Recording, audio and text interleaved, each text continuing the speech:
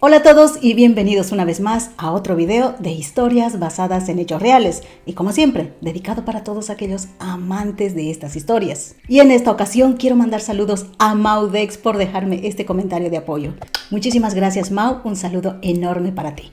Bueno, comenzamos con la historia de hoy porque conoceremos la vida de Francisco Bosch, el español que documentó los horrores de los campos de concentración nazi. Sin temor y frente al mundo, señalará a los verdaderos culpables, con las pruebas más atroces que logró sacar de aquellos campos. Su historia inspiró la película El fotógrafo de Mauthausen, que se estrenó en 2018, dirigido por la directora española Marta Argarona, protagonizada por el actor y director español Mario Casas. Y como siempre te digo, si aún no has visto esta película, ya te advierto que este video contiene spoiler de toda la historia. Sin más que decir, comenzamos con otra historia real.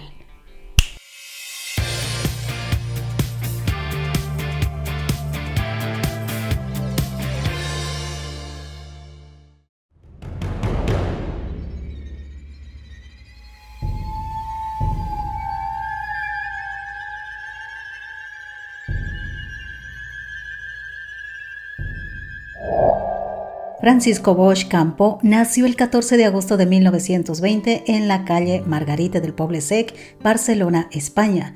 Era hijo de Bartolomé y Ana, y junto a sus dos hermanas, la infancia y juventud de Francisco se desarrolló en medio de telas y costuras, ya que su padre era sastre de profesión y era propietario de la sastrería Bosch en el mismo barrio, donde además en sus tiempos libres organizaba reuniones con catalanistas de izquierda, que aspiraban a preservar la autonomía de Cataluña y el restablecimiento de sus instituciones, y a la vez contribuir a construir un nuevo modelo de Estado español descentralizado.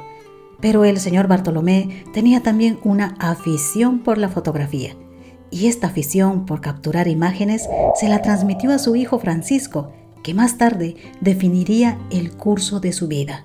Y pronto Francisco se dejó seducir por la fotografía, concretamente por el reportaje gráfico, un talento que llevaba en la sangre gracias a la cámara Leica. La legendaria reputación de la marca Leica, que existía desde 1925, se basa en una larga tradición de excelente calidad alemana y combinados con tecnologías innovadoras.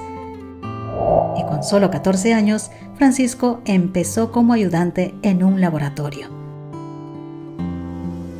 Hasta que el 17 de julio de 1936 estalló la Guerra Civil Española, que se vio alimentada por divisiones políticas, económicas y sociales. Enfrentó a dos bandos: el bando nacional, que estaba liderado por el general Francisco Franco, que pretendía establecer un régimen fascista, y el bando republicano de izquierda, que defendía el gobierno democrático al que los militares nacionales querían derrocar.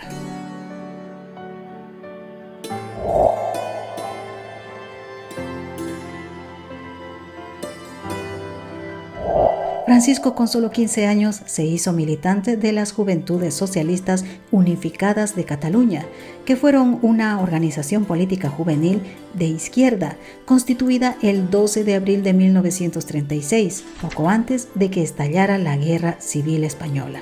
Y es aquí donde Francisco empezó a trabajar para revistas juveniles como fotógrafo, y a los 16 años ya publicaba sus fotografías en revistas.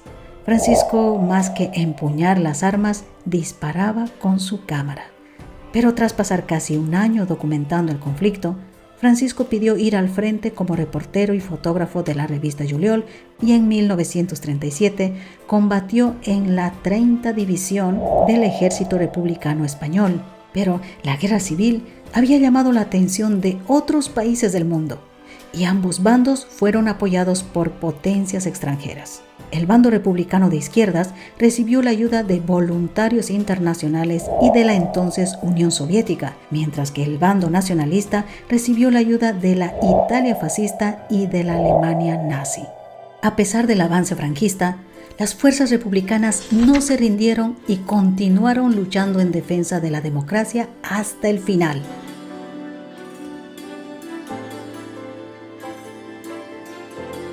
En enero de 1939, cuando las fuerzas franquistas se acercaban a Barcelona, Francisco se dirigió a la frontera francesa junto con cientos de miles de mujeres y niños y el resto de soldados del ejército derrotado. Sí, las fuerzas republicanas finalmente fueron derrotadas y la guerra concluyó con la victoria de los franquistas en abril de 1939. La Guerra Civil Española dejó alrededor de 500.000 de muertos, tanto combatientes como civiles, y provocó un enorme sufrimiento en la población. Además, la guerra causó la destrucción de infraestructuras y ciudades, dejando el país en ruinas. La victoria de Franco en la guerra llevó al establecimiento de una dictadura militar que duró hasta su muerte en 1975. Durante este periodo, España sufrió una represión política y social con miles de personas encarceladas, torturadas o ejecutadas por sus ideas políticas. Pero el ejército derrotado y los civiles españoles que huían de la dictadura, en lugar de ser recibidos y acogidos por los franceses como sus hermanos republicanos, los refugiados fueron obligados a instalarse en campos superpoblados, donde era difícil conseguir comida, agua y medicina, donde lejos de encontrar la paz, muchos españoles encontraron la muerte. Mientras el padre de Francisco era retenido e ingresado en la prisión modelo de Barcelona hasta morir precozmente en 1942. Ante la amenaza de invasión, Francisco, junto a muchos refugiados españoles, fueron reclutados por el ejército francés para construir defensas, ya que había estallado la Segunda Guerra Mundial el 1 de septiembre de 1939 con la invasión alemana en Polonia.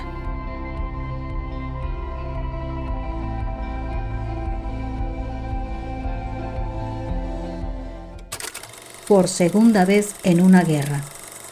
La invasión alemana a Francia, Bélgica, Luxemburgo y los Países Bajos comenzó el 10 de mayo de 1940 y se conoció como la Batalla de Francia. Y nuevamente nuestro protagonista, Francisco, pasó a formar parte de la 28 Compañía de Trabajadores Extranjeros, un grupo de apoyo del ejército con el que fue enviado hasta el noreste del país. El principal ataque alemán se produjo a través del bosque de las Ardenas, en el sureste de Bélgica y el norte de Luxemburgo, y los tanques y la infantería alemana rompieron rápidamente las líneas defensivas y avanzaron hacia la costa. Bélgica y Países Bajos se rindieron en mayo de 1940.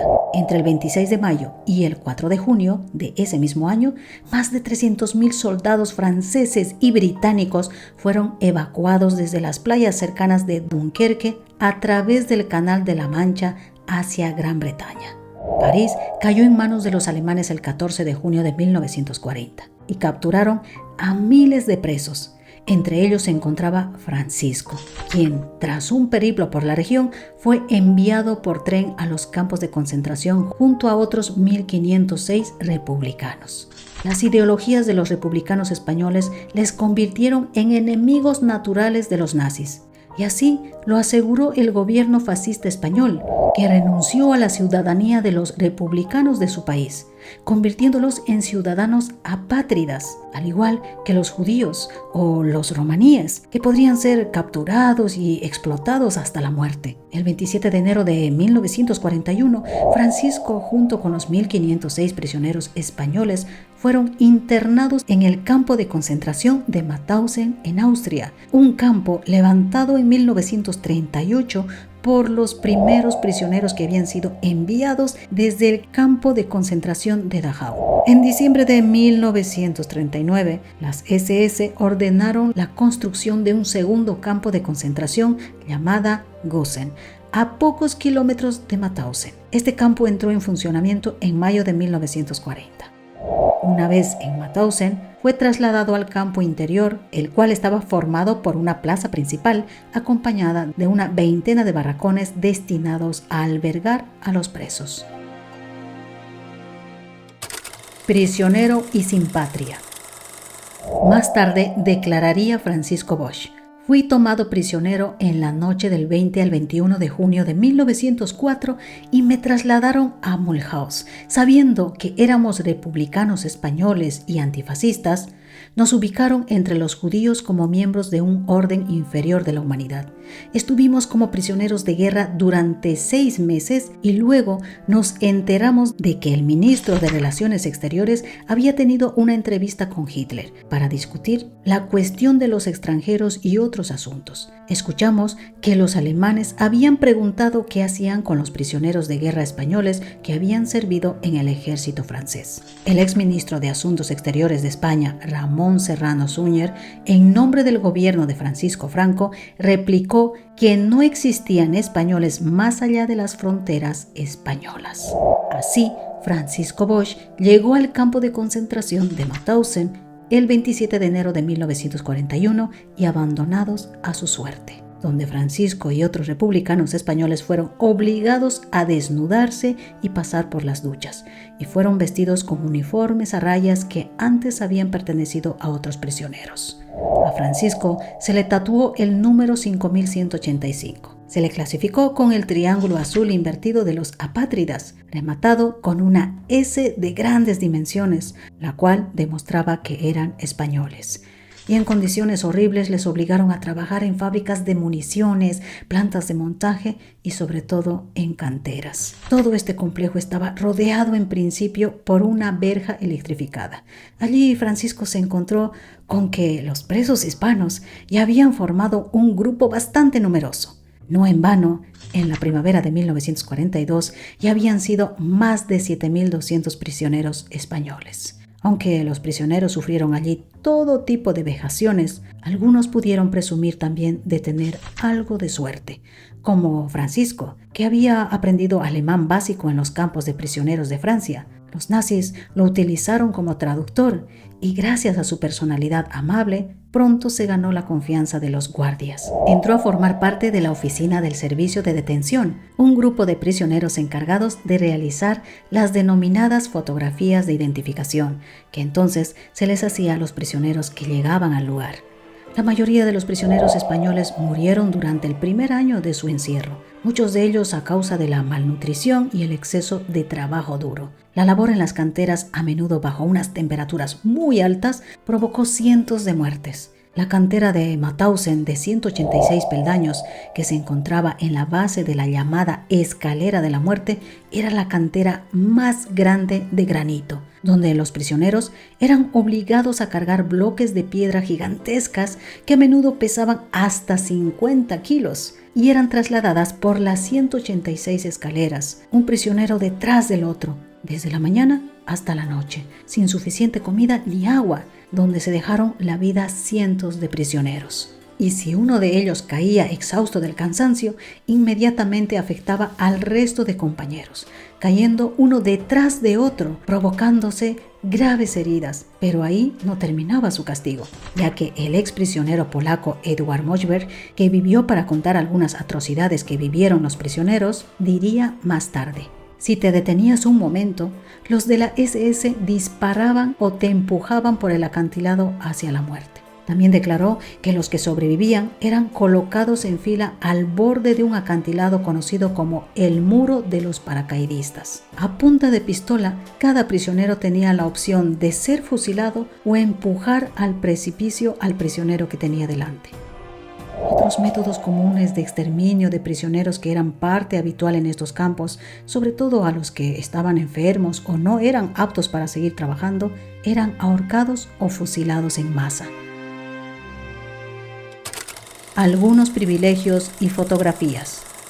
Con la llegada de otras nacionalidades como rusos, polacos, yugoslavos o checos, los supervivientes españoles empezaron poco a poco a ocupar posiciones más privilegiadas, desplazando a los delincuentes comunes alemanes. Los prisioneros españoles empezaron a organizarse, manteniéndose unidos por sus creencias políticas antifascistas y su gran disciplina. Consiguieron mantener con vida a tantos españoles como fue posible. Pero además, los nazis estaban obsesionados con tomar fotografías que documentaran a cada prisionero, tanto las muertes como las visitas de los nazis de alto rango al campo. Aunque solo el fotógrafo alemán de las SS, Cornax, tomaba las fotografías, utilizaba a algunos reclusos para encargarse del revelado, la impresión y el archivo de las imágenes. y así ordenó a sus 2 ayudantes catalanes españoles, Antonio García Alonso, José Cereceda y un prisionero polaco llamado Grabowski, que hicieron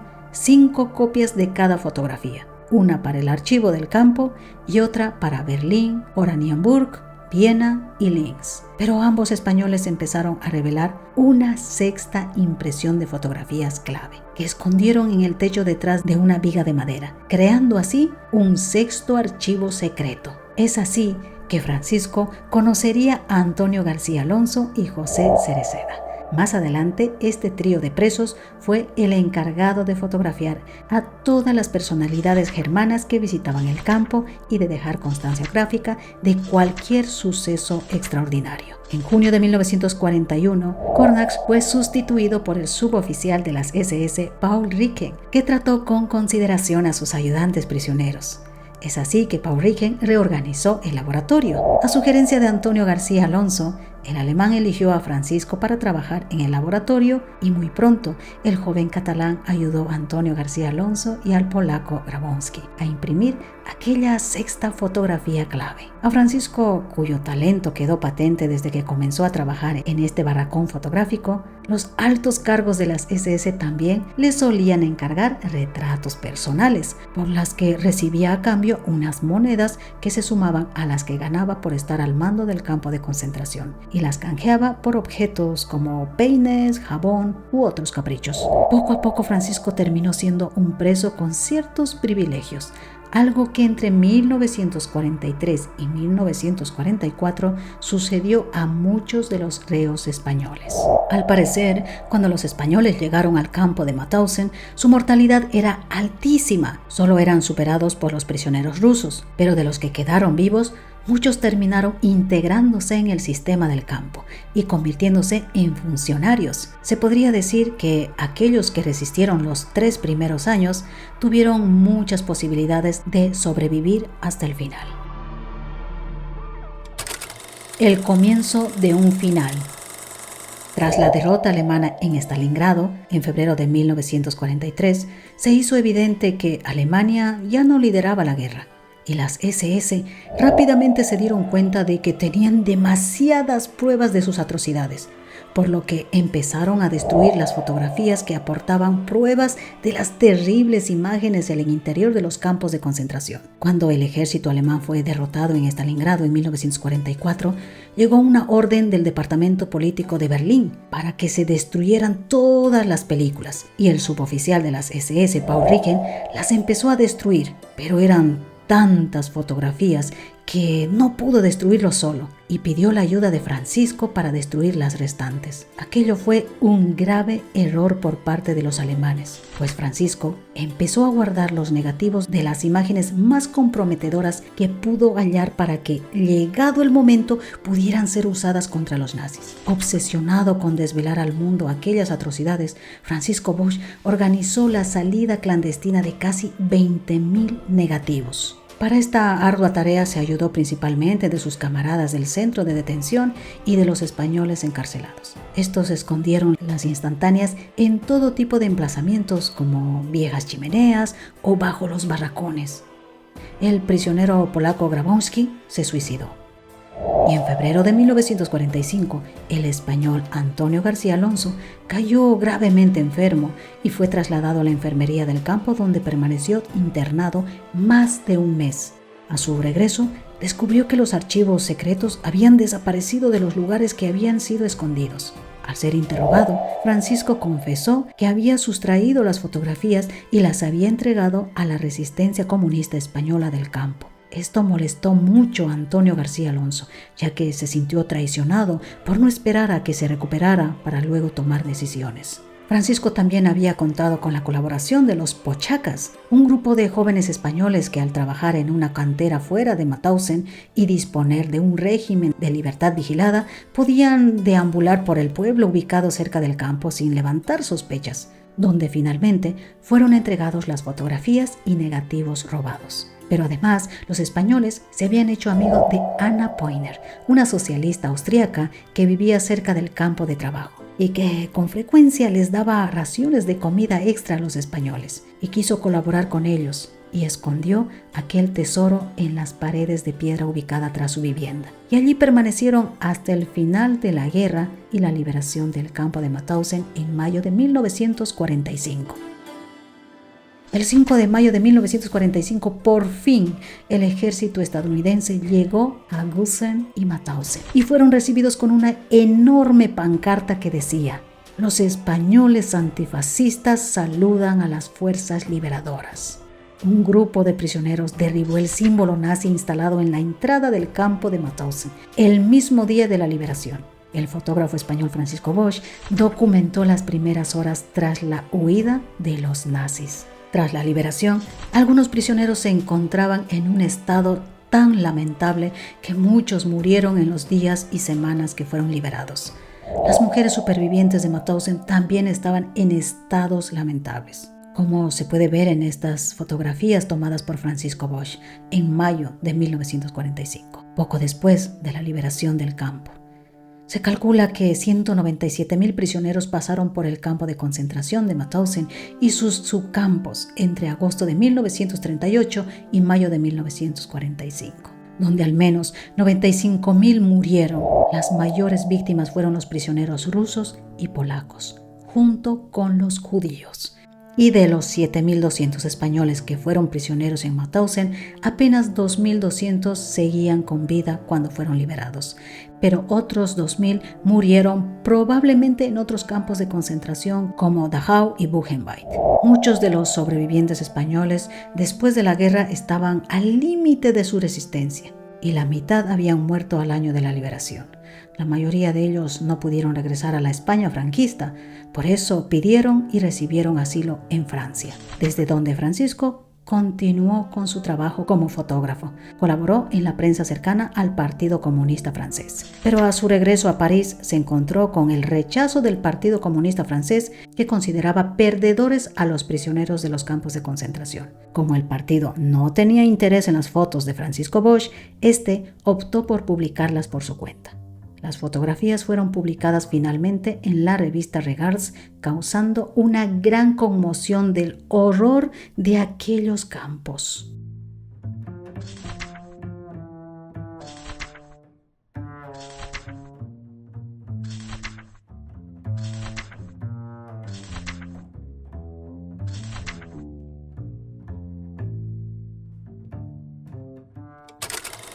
Señaló a los culpables. Constituido el Tribunal Internacional de Nuremberg el 28 y 29 de enero de 1946, Francisco Bosch aportó su testimonio decisorio para contrarrestar las declaraciones de algunos acusados sobre su desconocimiento de la existencia del campo de Mauthausen. Francisco comenzó a recopilar todos aquellos negativos hasta contar con más de 3.000 fotografías. Las imágenes fueron bastante esclarecedoras, pues el catalán tuvo que presentar varias de ellas, entre las que habían imágenes muy crudas en los juicios contra los oficiales nazis realizados en los campos de Nuremberg y Dachau. Y es que con semejantes pruebas en las que podían verse desde cadáveres tiroteados hasta prisioneros moribundos, solo un estúpido se atrevería a decir que el Holocausto no había existido. Ya que, aunque crean o no, existen personas que afirman de que estos campos nunca existieron. Pero como dicen, una imagen vale más que 1000 palabras. Francisco fue el único español invitado a testificar en los juicios. Describió con lujo de detalle el trabajo forzado, las humillaciones, las terribles torturas y las ejecuciones públicas, que eran amenizadas por una banda romaní obligados a tocar polcas, y de cómo los guardias de la SS recibían pagos por fusilar judíos. El 29 de enero de 1946, Francisco declaró en francés e identificó al alemán Albert Speer, que estaba sentado en el banquillo de los acusados de crímenes de guerra, como uno de los visitantes de Mauthausen. Reconoce entre los acusados a alguno de los visitantes del campo de Mauthausen, a quien vio mientras estuvo internado allí, le preguntó el fiscal. Francisco reconoció a Albert Speer, que se desplazó allí como ministro de Armamento en 1943. Le había visto en las fotografías que él mismo había revelado en el campo de trabajo. Francisco se levantó de su silla, levantó el brazo, señaló con toda seguridad a Albert Speer. Speer.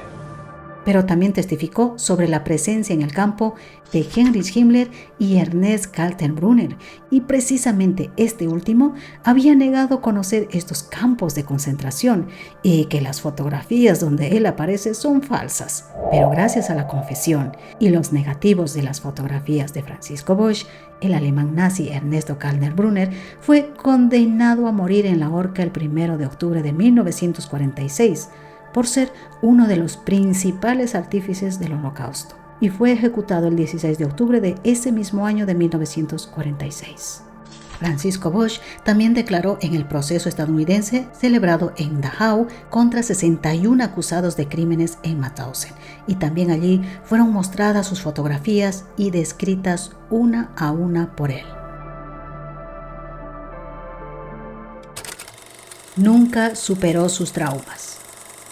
Francisco, gracias a su profesión, pudo viajar por varios países como Argelia, Praga y Budapest, como reportero de eventos deportivos y culturales, y también documentar actos políticos. Pero desde su liberación del encierro en los campos, Francisco se enfrentó a problemas personales y a una lucha difícil contra la depresión, resultado de sus traumáticas experiencias durante la guerra, sin que pudiera estabilizar su vida como habían hecho otros supervivientes, ni rehacer los lazos con su familia.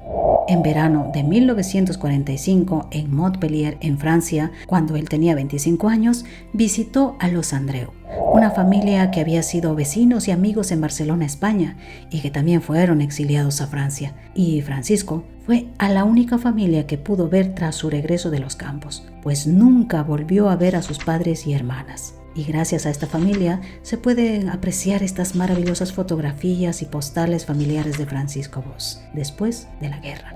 Todo esto al parecer empeoró su salud, y debido a las secuelas de su internamiento en los campos de concentración, falleció en el Hospital Rothschild de París el 7 de julio de 1951 con solo 30 años a causa de una insuficiencia renal, solo 5 años después de su liberación de Mauthausen, dejando tras de sí una gran incógnita con respecto a su vida. La poca información sobre su vida provocó incluso que algunos de sus compañeros, como Antonio García Alonso, afirmaran que el catalán no era más que un adulador de los nazis y un soplón que se apropió de un plan, el de robar las fotografías que no era suyo para venderlas y quedarse con el dinero. La repentina muerte de Francisco impidió que pudiera defenderse de las acusaciones de Antonio García Alonso, aparte de la mala relación que existió entre ambos apenas terminar la guerra. Lo importante es que ambos españoles arriesgaron sus vidas para proporcionar pruebas de las atrocidades nazis y dejando una marca imborrable de la Segunda Guerra Mundial. Y a pesar de que a Antonio García Alonso se le ofreció también aparecer en los reconocimientos, este no quiso participar en ninguno de ellos. Sus reconocimientos. La vida de Francisco empezó a ser conocida para el gran público gracias al documental Francisco Bosch, un fotógrafo en el infierno, por el realizador español Lorenzo Soler. Él descubrió su historia y su archivo en 1974, pero no pudo rodar el documental hasta el año 2000. Quedando Francisco Bosch en la historia como el único testigo español que participó en el juicio de Nuremberg. El historiador español Benito Bermejo publicó el libro Francisco Bosch, el fotógrafo de Mauthausen, en 2002. En 2010, 3 cajas llenas de material fotográfico salieron a subasta con un precio de salida de 25.000 euros, pero nadie se interesó por ellas. En marzo de 2013, la Comisión de la Dignidad, que se dedica a la recuperación de la memoria histórica de Cataluña, España, se hizo con el fondo por 7.500 euros. Y de las fotografías hasta ese entonces no se sabía el nombre del fotógrafo. Pero gracias a estudios grafológicos y al testimonio de supervivientes de la época de la Guerra Civil Española, han acabado por resolver el misterio. Francisco Bosch es el padre del llamado Fondo Argelers, una colección de más de 1 millar de negativos inéditos de la Guerra Civil. Los restos de Francisco descansaban en el humilde cementerio parisino Thiers, donde su tumba era conservada por antiguos deportados para evitar su desaparición, ya que apenas era recordado y reconocido por su gran labor. Hasta que el 16 de junio de 2017, Los restos mortales del fotógrafo de Mauthausen fueron exhumados de la humilde y escondida tumba del Camposanto de Thiais y fueron enterrados con honores en el cementerio de Père-Lachaise en París, para que repose junto con el de otros camaradas en el monumento dedicado a los españoles muertos por la libertad, donde fue acompañado con la presencia de numerosas autoridades y el cariño expresado por centenares de familiares de deportados españoles y de ciudadanos anónimos llegados desde Madrid, Cataluña y de diversas ciudades de Francia, y la asistencia de una de sus sobrinas, Ana María Salomo Bosch. La historia de Francisco Bosch también recoge éxitos en versión cómic, llamado El fotógrafo de Mauthausen, escrito por el guionista y escritor español Salva Rubio y publicado por Norma Editorial en 2018, que se editó primero en Francia y posteriormente se editó en España y se ha traducido también al inglés y al italiano. Y en 2018 se estrenó la película El fotógrafo de Mauthausen, con la gran interpretación del actor español Mario Casas. En la calle Margarit del Poble Sec, Barcelona, hay una placa en la entrada de la casa que recuerda su figura. Los negativos de Francisco Bosch pasaron a la propiedad de la Amical de Mauthausen, que es una asociación fundada en 1962 en Barcelona en la clandestinidad por antiguos deportados, con el objetivo de defender los derechos morales y materiales de los aproximadamente 10.000 españoles deportados a los campos de concentración y de sus familiares, y estrechar lazos de solidaridad entre ellos y preservar su memoria. Las fotografías de Amical de Mauthausen han sido depositados en el Museo de Historia de Cataluña y en 1978 la asociación fue legalizada y tomó el nombre de Amical de Mauthausen, donde se reúnen los supervivientes, viudas, hijos y otros familiares y simpatizantes. Una placa conmemorativa en memoria de Anna Poiner se puso el 9 de mayo de 2015 en la calle Bormarstrave, número 61, Mauthausen, por haber ayudado a los españoles a rescatar los negativos, acompañada de fotografías de los campos de concentración y donde ella junto a varios españoles sobrevivientes posan después de su liberación, donde además del alcalde de Mauthausen y embajadores españoles inauguraron la placa. Y esta fotografía fue tomada por Francisco Bosch, donde podemos ver a Anna Poiner junto a sus dos hijas tras el final de la guerra, además de posar con otros españoles liberados.